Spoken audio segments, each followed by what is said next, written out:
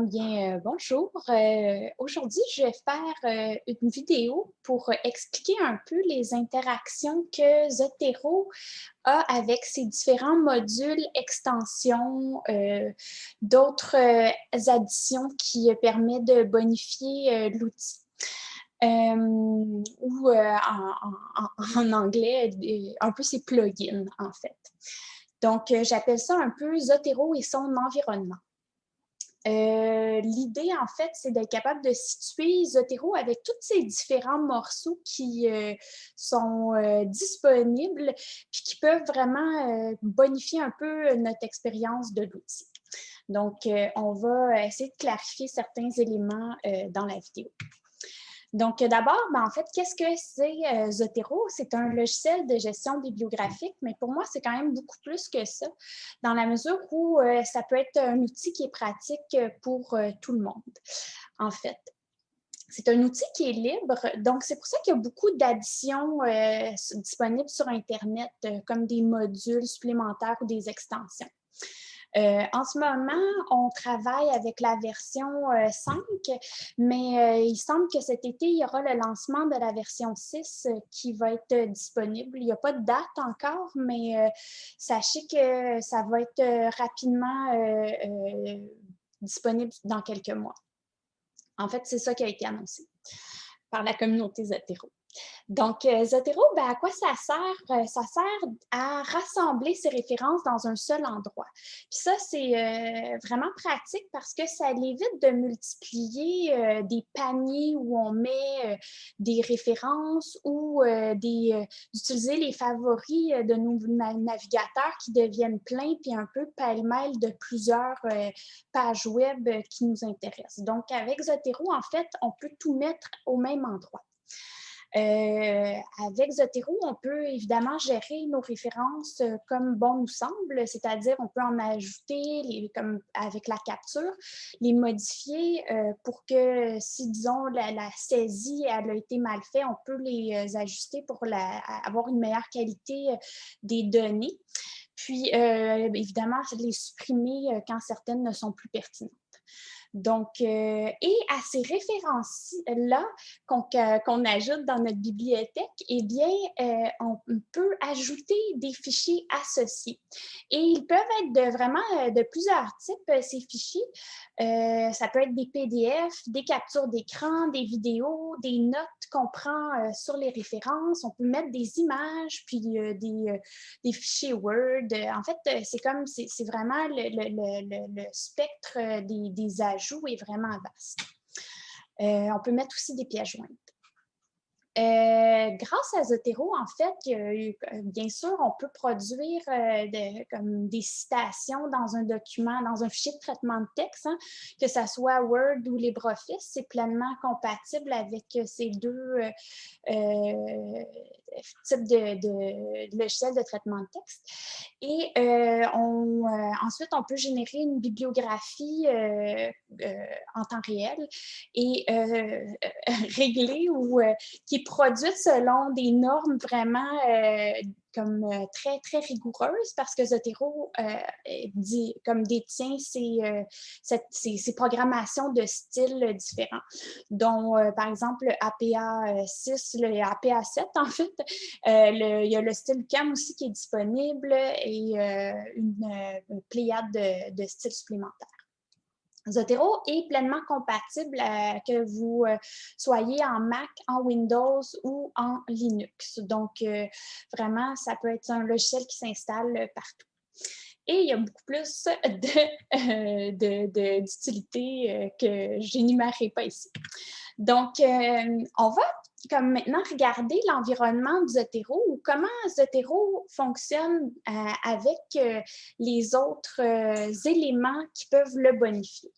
Donc, par exemple, en fait, quand j'arrive à cette partie-ci de la présentation, je fais toujours une espèce de lien entre l'utilisation de Zotero puis la construction d'une maison ou comme la vie dans une maison. C'est-à-dire que quand on va sur le site zotero.org et on télécharge Zotero, c'est comme si on construisait les murs d'une maison.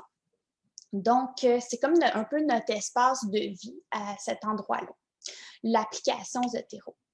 On va comme ajouter un morceau à cette maison-là qui est comme le toit. Mais dans le toit, en fait, on mettrait les éléments qui nous permettraient d'adapter l'outil à nos besoins ou de le personnaliser selon les besoins qu'on a pour que notre utilisation soit plus performante ou plus adaptée à nos besoins.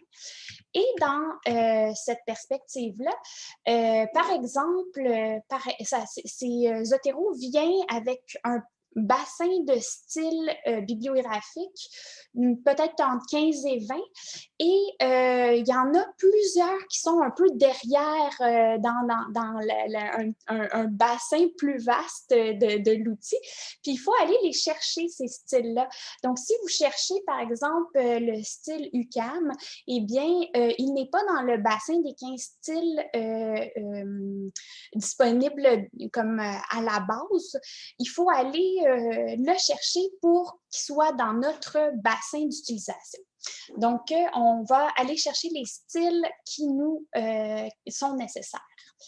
Ensuite, quand on utilise Zotero, il faut s'assurer que dans notre fichier de traitement de texte, par exemple Word, j'aurais pu mettre LibreOffice ici, eh bien, quand on a installé l'application Zotero, hein, quand on l'a téléchargé sur notre disque dur, eh bien, on va s'assurer que dans Word, en fait, j'aurais dû écrire l'onglet Zotero, c'est bien installé dans le logiciel Word. Ou LibreOffice, c'est des fonctionnalités qui s'ajoutent. Donc, on va s'assurer que cette partie-là, elle est existante et qu'elle fonctionne. Ensuite, on peut utiliser des extensions supplémentaires pour vraiment bonifier l'utilisation de Zotero. dont, en fait, il y en a plusieurs des extensions ou plugins pour nous en fait, pour bonifier, en fait, Zotero. Donc, je vais les nommer, là. J'en ai énuméré 5 ici, mais il y en a vraiment plusieurs. Il y en a plus que ceux-ci. On a Zutilo, qui est un gestionnaire de marqueurs. Hein. Les marqueurs, c'est un peu les sujets ou les étiquettes qu'on attribue aux références qu'on a dans notre bibliothèque Zotero.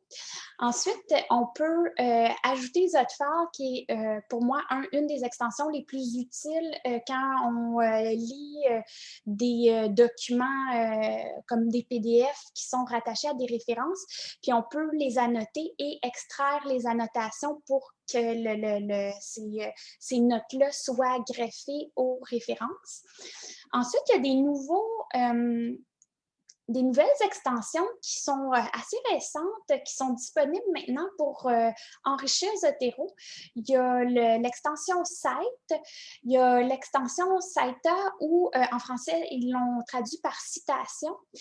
Il y a Zotero Preview aussi qui sert à voir en temps réel, selon le style bibliographique qu'on choisit, comment la référence va être présentée ou si elle est d'une bonne qualité. Donc, c'est des extensions qui m'apparaissent vraiment intéressantes. Puis, il y en a d'autres que, en fait, je ne les énumérerai pas, les autres qui m'apparaissent peut-être un petit peu moins pertinentes pour en tout cas, mon utilisation. Donc, voilà pour l'aspect personnalisation de l'outil. On peut, en fait, quand on utilise Zotero, il y a aussi d'autres éléments à télécharger ou à ajouter pour bonifier, en fait, pour maximiser l'expérience du logiciel, ce sont les connecteurs. Hein? Quand on va sur le site zotero.org, on nous propose de télécharger le logiciel, mais à côté, il y a aussi une proposition supplémentaire de téléchargement qui est pour les connecteurs. Et c'est important de mentionner que c'est des extensions, en fait, qui s'installent dans le navigateur qu'on choisit pour aller dans Internet. Alors, par exemple, on est dans Firefox, eh bien, on va télécharger le connecteur pour Firefox. Si vous êtes utilisateur de Chrome, eh bien, il va falloir aussi télécharger le connecteur. Puis je trouve que c'est important de le mentionner parce que c'est pas parce que dans un navigateur, on télécharge le connecteur qu'il est cascadé dans l'autre navigateur. C'est-à-dire qu'on utilise un connecteur par navigateur. Alors, c'est vraiment, il faut ajouter ce petit morceau dans nos navigateurs pour être capable de capturer les références quand on navigue sur le web. Un autre élément encore supplémentaire qui va ajouter des fonctionnalités à notre expérience de l'utilisation de Zotero, c'est le compte Zotero. Et je le mets dans un nuage parce qu'à partir du moment où on se crée un compte, Zotero nous offre des avantages supplémentaires qui sont vraiment liés au compte. Donc, avec ce compte-là, on est capable de synchroniser notre bibliothèque Zotero sur les serveurs Zotero. Donc, ça, c'est vraiment important de faire la distinction. Quand on va sur le site zotero.org, on télécharge l'application sur notre disque dur, mais ça ne nous crée pas un compte. Contrairement à plusieurs outils disponibles sur le web, il faut se créer un compte pour avoir accès aux fonctionnalités. Dans la communauté Zotero, ce n'est pas comme ça que ça fonctionne. On peut télécharger l'application, la mettre sur notre disque dur, mais sans se créer un compte. Parce que le compte, en fait, parce que l'application nous permet de rester vraiment sur notre disque dur. À partir du moment où on se crée un compte et on synchronise notre bibliothèque, nos données sur notre disque dur s'en vont sur les serveurs de Zotero. Donc, ils se mettent dans le nuage. C'est pour ça que j'ai fait une image, j'ai utilisé l'image du nuage. Donc, on bascule nos références sur les serveurs de Zotero. Ce compte-là, à quoi il sert? Eh bien, il sert à nous donner nous donne accès à trois avantages qui sont vraiment non négligeables. Le premier avantage, c'est qu'on est capable on a accès à une sauvegarde automatique de notre bibliothèque qui se traduit par le petit icône en cercle, la petite flèche verte en cercle dans le coin droit du logiciel. Et puis, grâce à ça, en fait, chaque fois qu'on fait des modifications à notre bibliothèque, eh bien, régulièrement, à intervalles de quelques minutes ou quelques secondes, eh bien, Zotero bascule sur ses serveurs nos modifications qu'on fait. Donc, c'est vraiment une sauvegarde, une assurance que tout ce qu'on fait, eh bien, c'est conservé sur les serveurs. Donc, c'est super pratique, le compte, cet élément-là du compte. L'autre avantage, c'est la possibilité de récupérer notre bibliothèque de n'importe quel ordinateur. Donc, à partir du moment où on a un compte, on n'a pas les points liés avec une machine précise, on peut aller récupérer d'un autre ordinateur notre bibliothèque Zotero.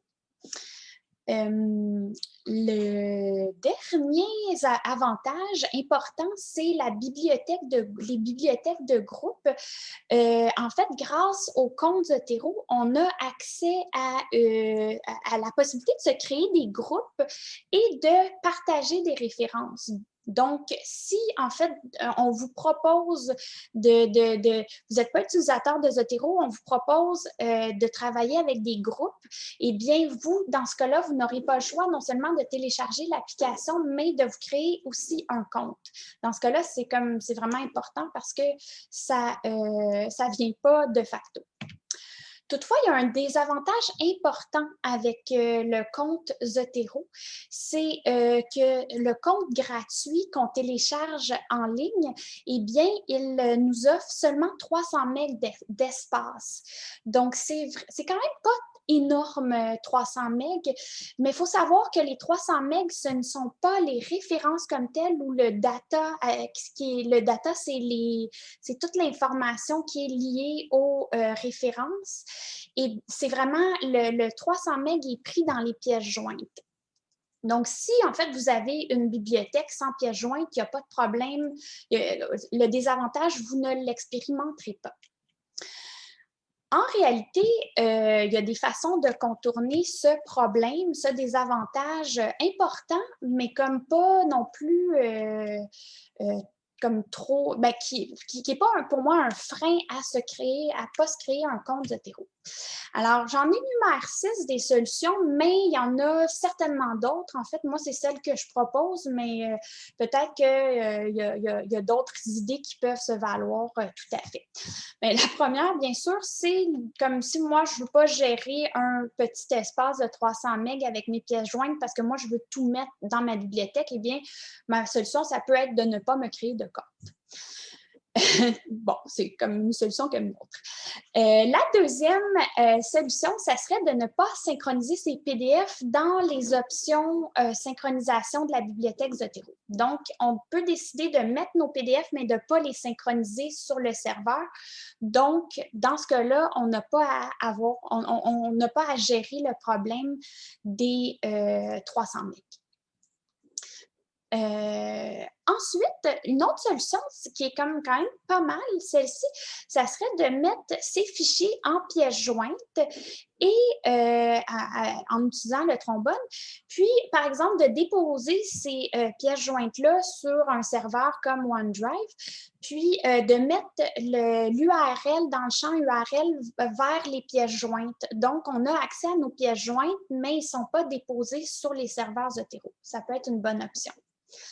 La quatrième option, bien sûr, ça peut être de ne pas mettre de fichiers associés aux références. Donc là, pas de problème de 300 MB, on peut mettre des milliers de références sans problème, sans fichier. La cinquième option, ça serait de choisir un compte payant chez Zotero. Parce que Zotero offre un compte gratuit de facto à tous ses utilisateurs qui utilisent un compte, mais il y a 2 profils de comptes payants différents. Et moi, j'ajoute toujours, c'est important de dire que je n'ai pas d'action chez Zotero, donc je ne suis pas là pour vendre des comptes payants Zotero, mais ça reste qu'ils ne sont pas très chers, puis comme pour l'espace de stockage, quand même intéressant. Et la sixième option qui vous est offerte, ça serait dans les préférences Zotero d'utiliser un serveur mandataire pour faire héberger vos fichiers comme sur un autre serveur, comme par exemple dans les espaces de pCloud. Si vous décidez de ne pas vous créer un compte, eh bien, il va falloir quand même penser à sauvegarder votre bibliothèque manuellement, c'est-à-dire aller récupérer les fichiers, les éléments, des éléments pour la sauvegarde de votre bibliothèque. Donc, ces éléments-là sont disponibles, il faut aller les récupérer sur le disque dur de son ordinateur. On ouvre Zotero, si on est dans Windows ou Linux, c'est les éditions préférences. Il faut aller dans l'onglet Avancé, le sous-onglet Fichiers et dossiers, puis il y a un petit bouton qui s'appelle Ouvrir le répertoire des données. Eh bien, dans ce bouton-là nous ouvre une fenêtre et il y a 2 éléments à sauvegarder. Le fichier qu'on nomme le .SQLite, le Zotero.SQLite, c'est celui-ci qui contient le data ou nos références, les données qui sont stockées de nos références. Donc, ça, c'est fondamental parce que c'est vraiment le cœur de notre bibliothèque. Puis, si vous mettez des fichiers associés à ces références-là dans votre bibliothèque, il faut sauvegarder aussi le fichier, le dossier, storage, qui contient, j'ai mis des PDF, mais c'est toutes les pièces jointes. Donc, j'espère que dans cette capsule-là, les explications sont claires pour comprendre pourquoi il y a autant d'éléments à prendre en compte quand on utilise un logiciel comme Zotero. Mais pour moi, en fait, c'est un logiciel qui est vraiment intéressant à utiliser comme, même dans nos pratiques de recherche tous les jours quand on va naviguer dans Internet, quand on cherche l'information. Donc, merci de m'avoir écouté, puis j'espère que cette capsule aura été utile pour tout le monde. Merci.